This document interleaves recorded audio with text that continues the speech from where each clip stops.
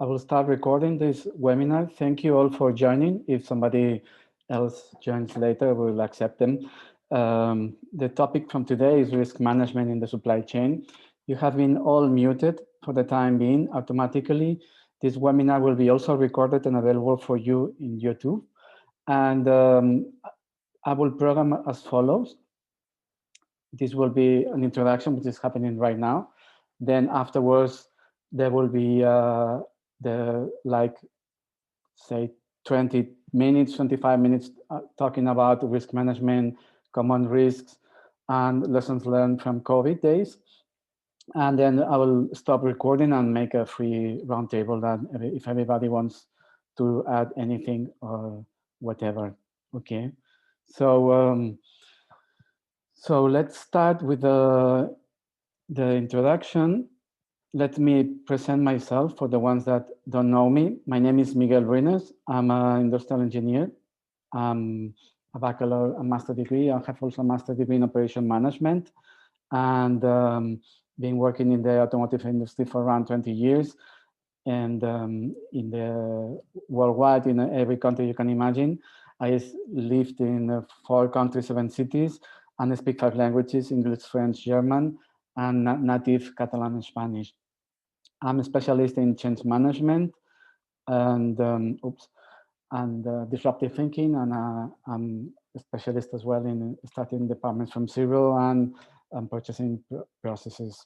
Okay, so as I want to mention that this risk management discussion from today is based on the book I wrote, which is called Introduction to Supplier Selection, Evaluation, Risk Management from Suppliers in the Supply Chain and Sourcing. And let me make a short promotion of my book. But first, before I make a promotion, you will be have available in this PDF I will send you later on. It's on Amazon for you. I would like to thank all the people that are here that I work with, and all the people, especially in the sourcing department, that I work with, and my bosses, Maria Garcia, Don Luby, David Vial, Robert Schneider, and Gaston Vidal, and especially Karma Giral for the mentorship she gave me on the supply development area. Unfortunately, she's not here today. So, oops. So let me join a couple of persons that are going to join. Yeah. So I was just summarizing that this speech from today, this talk, is based on the book I wrote on the introduction to suppliers and the risk management. And the book has 4 parts differentiated. One is the supply selection, another one is the supply evaluation, supply development, and supply chain risk management, which is the topic from today. So what I'm going to discuss. I'm sorry, because sometimes I'm just joining people. So what I'm going to discuss, I try to specifically explain briefly what is risk management and put these lessons learned from the COVID days. And if you have any questions afterwards, we can discuss openly, or I can try to find you separate. So I'm just a very punctual person. So let's start. It's 18:05. So let's start. What is risk? So risk in the concept that we work in sourcing, I will try to stop. Okay. Risk in the concept of sourcing is the probability and the impact of a negative event to happen in one or more locations. So we'll always discuss in risk management about occurrence, which is the probability to happen, and impact. What is the impact to happen? So for example, if I leave home today and I forget the keys, there is a risk I cannot enter at home if I forget the keys. So the probability, I will say in my case, is 1 in 100, but there's still a chance that I forget my keys. And the impact is like I will have to find a second friend of mine that has a copy of my keys. So there will be always an impact. In my case, will be like 1 or 2 hours lost in this trying to find my keys. So there is always an occurrence probability of a risk, and there will be always an impact. In the case of quality, they also work with the impact and detection. There is the word of detection, which is not discussed today, but this detection, it means that, for example, if I put in my front door, I put a title with Miguel, don't forget the keys, I will work in detection because every time I go out, I will see it. So reduces the probability to happen because I'm detecting it. Okay, but this is not the topic from today. Let me add somebody joining. I'm sorry because I will have to join people in. 1 second. I don't know how to do this. Okay, so let's continue. I'm sorry, I need to add the people in. Yeah, sorry. I will do, yeah. So we spoke about risk. Now we need to talk about what is the vocabulary we are using in case of risk. We are working about probabilities. We speak about mitigation. Mitigation is the activity to reduce the probability of a risk.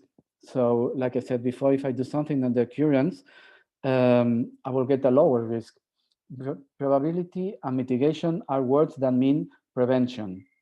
Impact and contingency meet it's when the risk is happening, it's afterwards. What I'm going to stop the impact when something happens. So contingency is the other word, is the impact reduction. How much can I reduce this to happen? Okay, so the reduction itself, it's a number. So we're talking about mathematical concepts of the risk. So it's a multiplication for mitigation and contingency. That means if I reduce the probability and I reduce the impact, I will recalculate the risk. So the reduction is a number, a percentage of the risk that I'm reducing. It's a number. Eh? So exposure, it's another concept.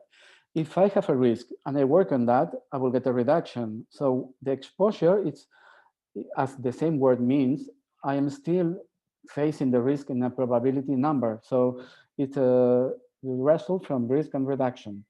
And then finally, it's a very interesting word that you need to understand that we cannot always reduce 100% all the risks in our life on our companies. I'm talking about this supply chain and suppliers.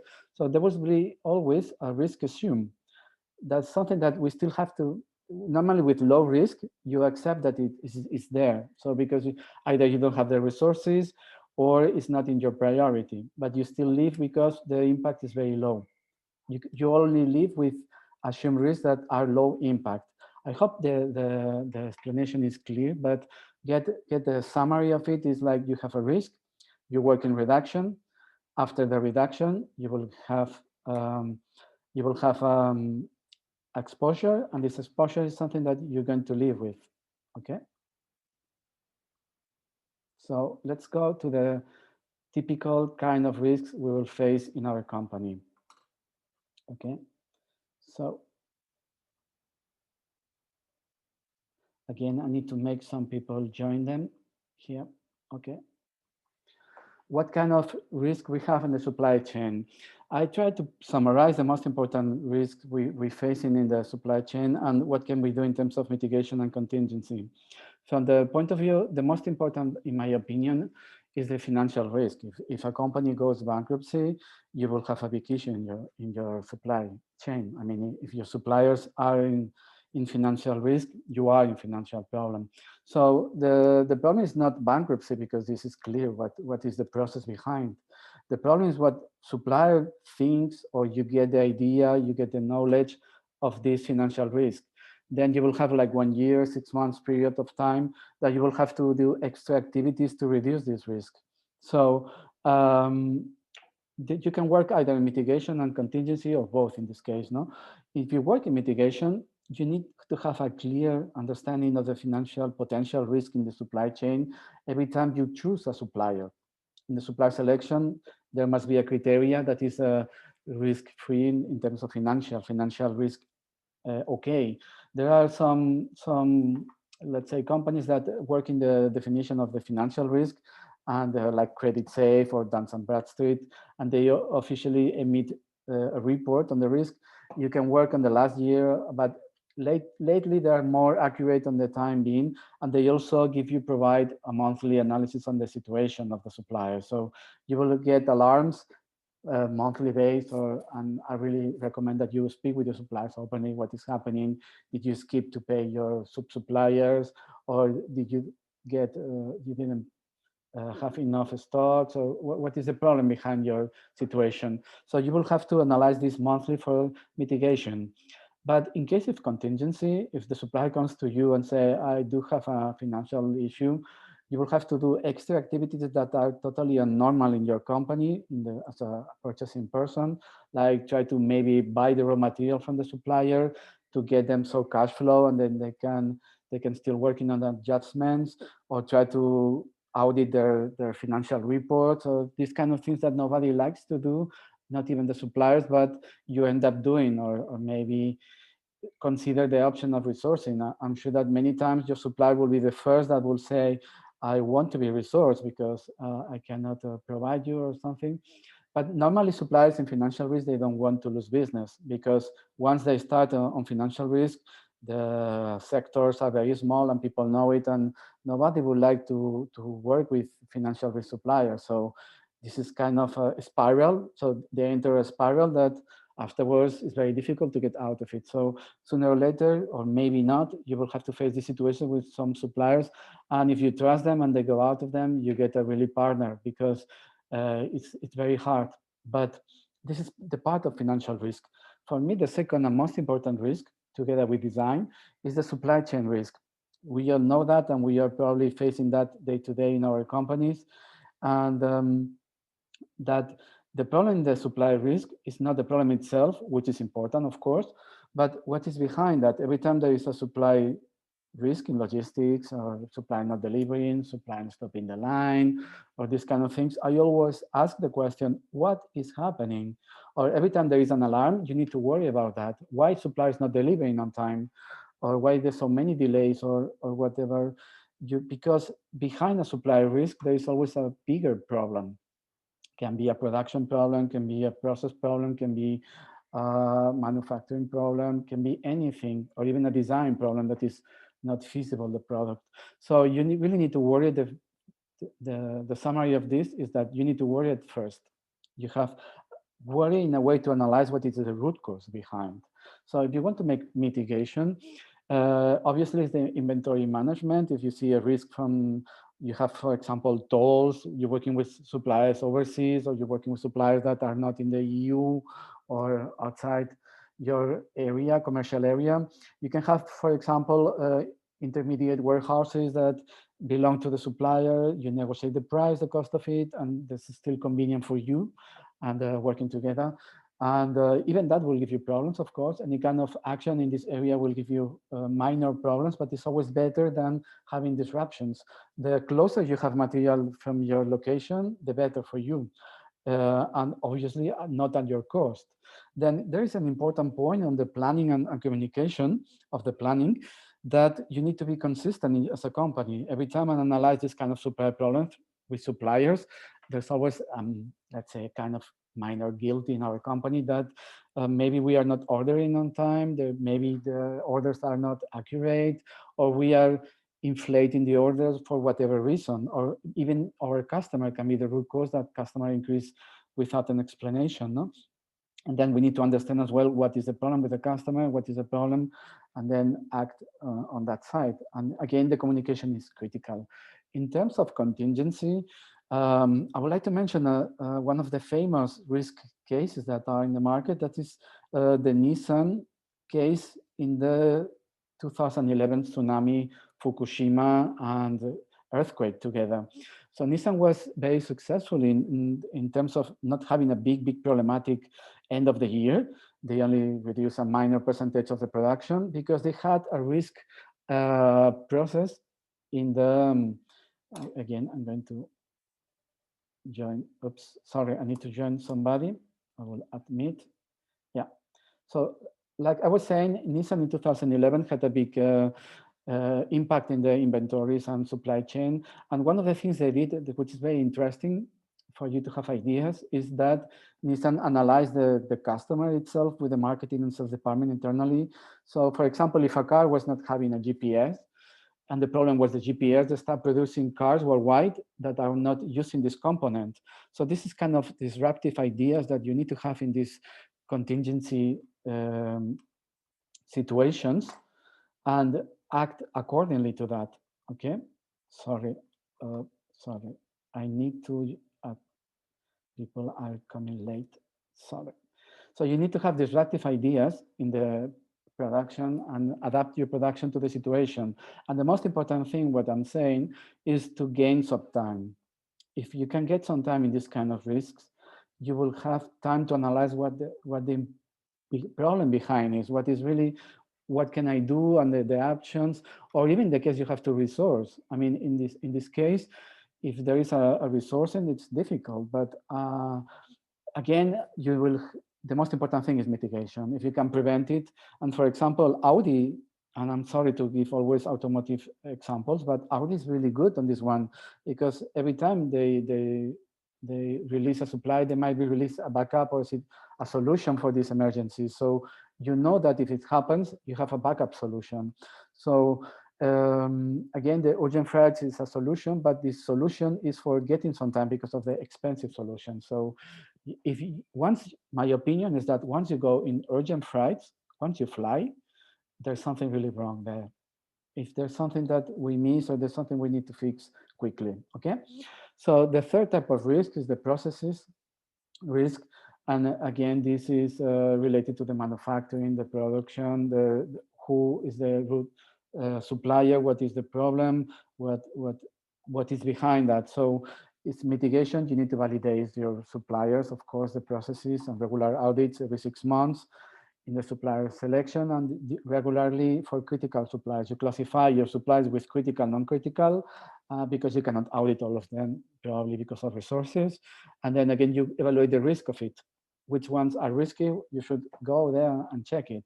In terms of contingency, there is something really funny, because it's the same word, contingency plan, that most suppliers, and it's a requirement from ISO 9000 and other certificates from the companies, that every supplier must have a contingency plan. So I really strongly recommend that you check them with the suppliers. The earlier, the better, to make sure that it's consistent. In case of emergency, 24 hours contacts, blah, blah, blah. Again, get some time once you execute the contingency plan. It's always good when you have an emergency to get out of it, have an helicopter view, what is the situation, because sometimes when you are in a crisis, it's very difficult to understand what is happening around you, unless you go out 5 minutes, understand what is the situation, and react. Again, in terms of processes, you will have to resource, or like I said, maybe the supplier is even willing to give you an alternative source, not to stop the line and the consequences. And then please check that solution, and if it's feasible, and what are the requirements for that. The fourth kind of risk is the design risk. Design is I will say that is one of the most critical, together with financial and supply, because if there is a problem with design, it's very difficult to fix. And you must be aware that you find the right people to address it. And again, a problem in design can be in a supply risk, or even in another process risk, or even a quality risk. So you need to understand quickly what is the behind the problem. That's why in design, it's better prevention as well. So again, I need to admit someone that came later, sorry. So in design, it's important prevention.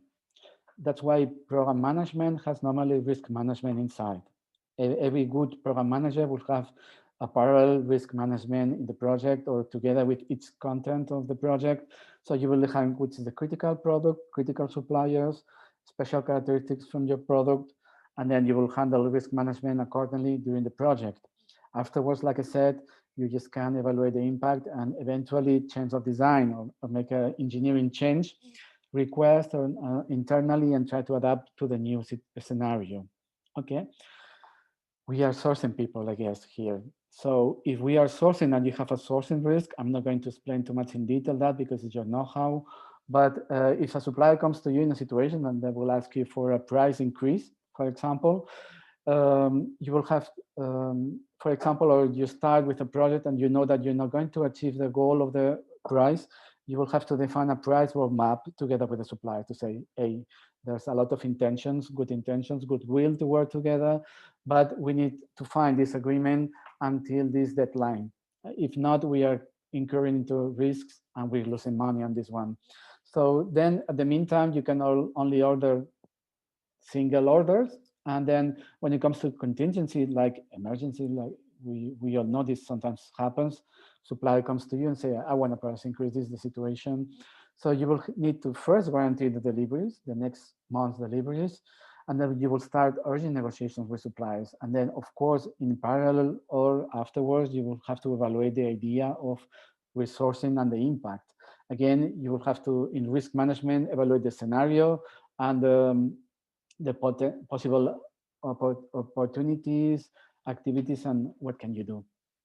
Finally, last but not least, when you have a quality risk in terms of mitigation, again, like program management, quality are leaders from risk management, and they do have preventive quality, risk management, what is called the FMEA, the analysis model of failures and effects in the company.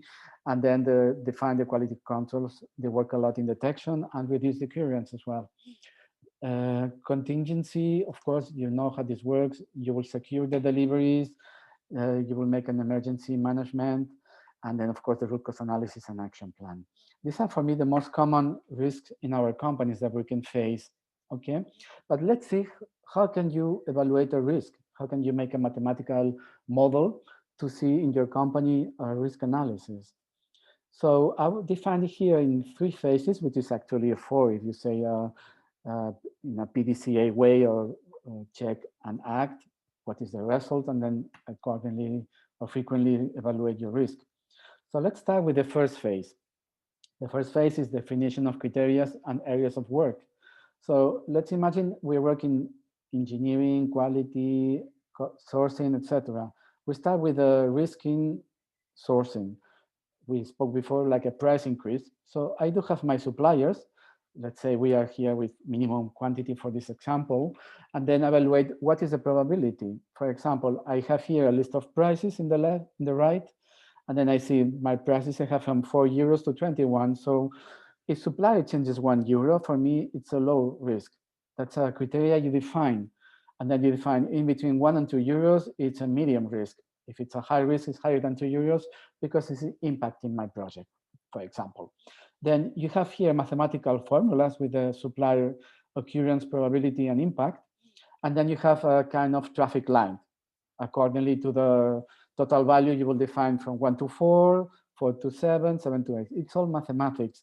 But the important thing is that you define the right criteria, and then you see the results quickly, like these 2 suppliers are green. There's some suppliers in yellow and some in red.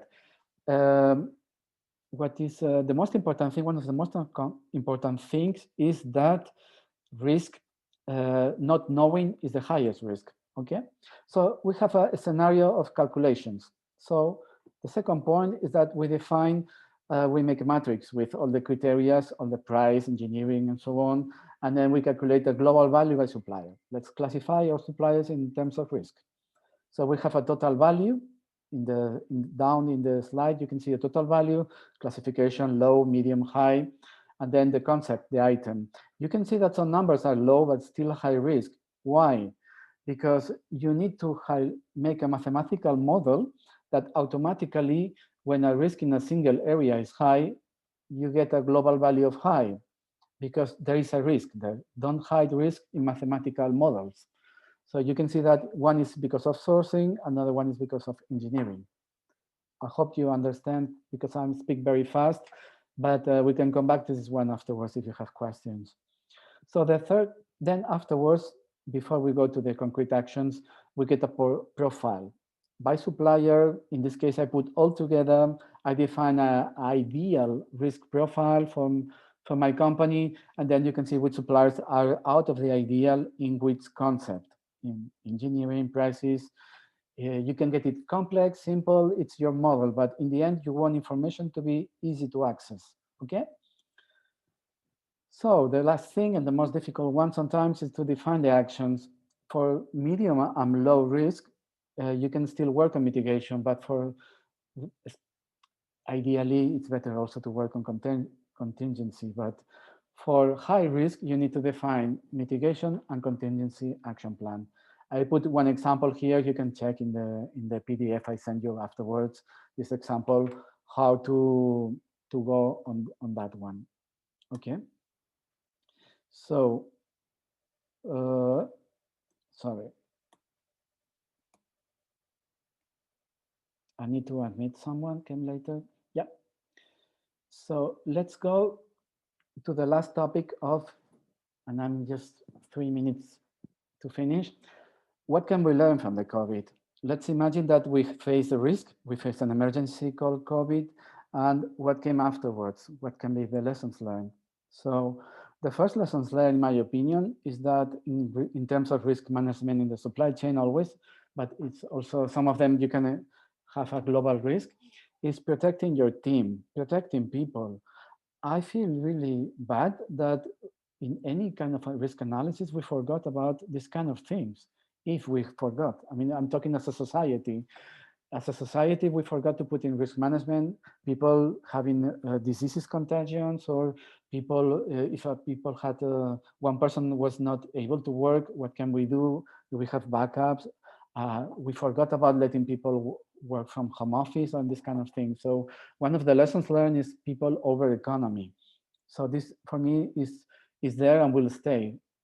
The second thing is stock management and inventory levels. So this was always an issue. There's nothing new to say about this one, but it's true that we realize how weak we are in terms of the, how to say, weak dependence in terms of overseas and other things of suppliers where you don't get a backup or a second solution. So everybody was running during these days when the flights were closed. You could not even get air freights, or somebody told me, like, for example, you receive material from Asia, from somewhere, and then you say, what can I do with the parts? Shall I use hydrogen, whatever, to clean them? Nobody knew at the time. So there was a lot of impact on that one. So everybody will for sure review as a risk management to say probabilities to have a pandemic, probabilities to have shortages, probabilities to have land disruptions because of supply chain. That's clear that everybody will have a kind of risk management in the future. Third thing to say is communication with suppliers. And many people came to me and say, Miguel, we had to speak more often and better with the suppliers. And that's called supplier relationship management. This thing was always there. So I was very surprised sometimes to see that. So you will have to analyze your critical suppliers and make sure that, for example, you have a weekly call with them, even just to say hello, everything okay, orders okay, payments okay, everything okay, bye-bye, even half an hour call or 10 minutes, whatever, but have a quick, fluent communication with the suppliers. We cannot handle anymore these kind of situations where you have a contact person and you think is incompetent, and then afterwards there's a risk. You think somebody incompetent will face competently the risk? No. So you need to find the right contacts that are giving you the right information for you. And this needs to be now, not when something happens. So another interesting thing from lessons learned is that we are working more and more with the idea of scenarios. In risk management, it's very usual. You make assumptions, hypotheses, or maybe scenarios when you say, for example, there is a second wave, there is a third wave, or there is always COVID with us. So these kind of scenarios need to be analyzed and give possible options and review risk every time a scenario happens to say, okay, this is happening right now. We already thought this could be an option. We make this action plan accordingly to this new situation, no? The new scenario. And then I think it's clear that mitigation, there's no discussion about prevention towards correction, okay? So finally, the last thing is this business as usual in the new normality. So what is the new normality and what is business as usual? Can we say what is happening right now is usual? And what to be the next? So we will have to again to go back to the scenarios and say the new normal will be this scenario when people are going to work from home, blah, blah, blah, and review the Zooms the people, the teams, and everything. So this is for me the lessons learned that I summarize from what people were telling me or my own experience. And let's see, for example, we spoke about 3 areas of work. Let's see ideas of work in these areas. For example, we speak about people. Contingency will be, of course, protection, but in terms of mitigation, will be to have polyvalence and think about all these contagions in big factories because people were working closer. How can you define new product lines where you have enough distance? Can people work with 8 hours with a face mask? What is the risk of people not using the face mask? And in the end, think always in people, not in companies. Okay. Stocks. Contingency, of course, it's a well-known thing. You can increase orders, but if you can be, it's dangerous if you increase too much the orders. You can have the whip effect. But of course, there's something that you need to understand and sit down with your management and say, I cannot handle this alone in the company in sourcing. I need to handle this so huge emergency together with marketing, sales, with the production. Can we just adapt our production to the situation? Can we work together as a team? If we don't work together in the company, we're not going to get out of emergencies. So in case of mitigation, we can recalculate the minimum stocks, consignment stocks, and buffer and storages. So these are the typical actions you will do in the prevention of I mentioned before, of the problems with the stocks, okay? And then communication with suppliers, we spoke about Zooms, emergencies, phone calls, emails, meetings. But we need to analyze what is the critical suppliers in this area of supply chain, and then how we're going to deal with that. I mean, if it's going to be an extra effort, how we're going to deal, what are the expected goals, what are we doing, and share this transparent with your suppliers, okay? So finally, yeah, we'll finish on time, hopefully. Yeah, if there's a small chance to happen, it can happen. And remember that it's on you, the task to prevent and to avoid it as a company, the impact of it, okay? So this is the speech. I will stop recording right now.